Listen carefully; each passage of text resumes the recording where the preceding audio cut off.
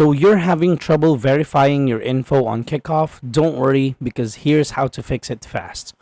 So first, you might want to check your personal details, your email, the password, your address, and especially your social security number, because even a small typo can cause a failed verification.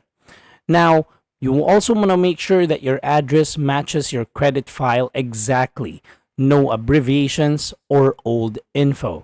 If it's still not working, you might want to consider clearing your browser cache or try signing up using a different device or network. And if nothing works, you might want to call Kikoff support at 844-749-275, available 7 days a week, or email support@kikoff.com for help. So stay patient, because once you're verified, you're on your way to your building your credit. This is Josh. Thank you so much for watching. Please do not forget to subscribe and hit that notification bell for our daily uploads. I'm gonna see you on the next one.